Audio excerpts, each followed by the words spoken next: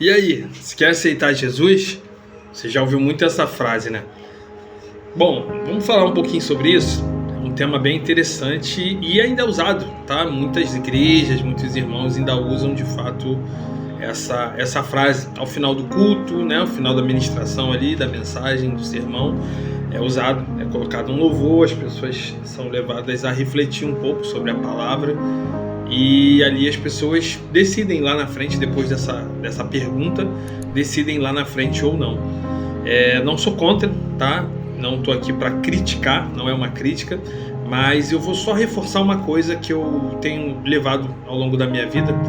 Depois que você amadurece, você entende que aceitar a Cristo é uma coisa meio impossibilitada para nós seres humanos, sabe? É bem difícil. Eu sou muito a favor do discipulado, sabe? O fato de você ter, como eu tenho hoje lá no Pavão, né? O Projeto Esperança Viva está lá numa célula, uma vez no mês, terceiro sábado do mês a gente está lá.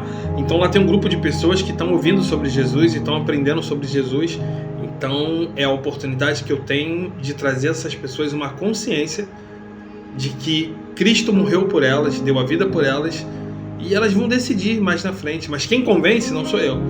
Então, assim, o simples fato de uma pessoa ir na frente de um púlpito ou numa praça, na frente de algum irmão que acabou de pregar a palavra e levantar a sua mão e falar que quer aceitar Jesus, não quer dizer que verdadeiramente essa pessoa se arrependeu. Ela precisa ser acompanhada, ser discipulada.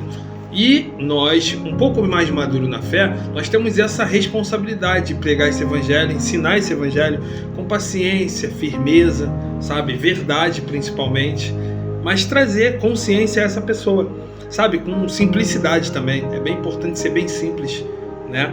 E o dever do cristão maduro é isso, é trazer essa consciência ao ensino, o desenvolvimento dessa pessoa na fé, sabe? Incentivando e estreitando esse relacionamento com ela, entre ela e Deus. E a gente faz essa ponte hoje. E por que eu estou falando que nós não temos a condição de aceitar a Jesus? Porque o pecado do Éden nos corrompeu, nos afastou, criou uma barreira de relacionamento entre nós e Deus. Todo ser humano ficou impossibilitado após o pecado. Deus não se relaciona com o ser humano depois do pecado, depois da queda.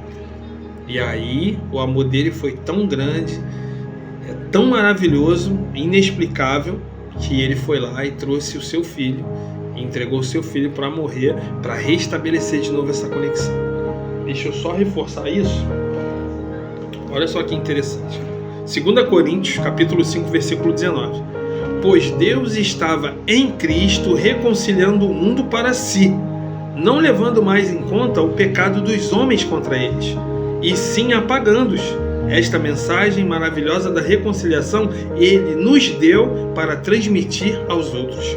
Olha o que Deus fez. Além dele reconciliar o mundo, o ser humano, aqui o mundo é a raça humana toda, através do seu filho, pela morte do seu filho, o sacrifício do seu único filho, ele também deu essa mensagem para nós cristãos, reconciliarmos outros com ele.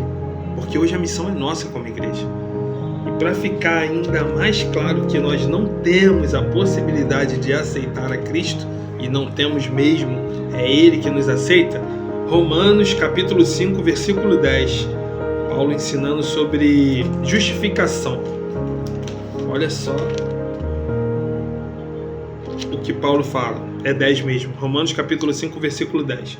E se quando ainda éramos inimigos de Deus, tá? Inimigos de Deus. Se quando éramos inimigos de Deus, fomos reconciliados com Deus pela morte do seu Filho, quanto mais agora, sendo reconciliados, seremos salvos pela vida de Cristo.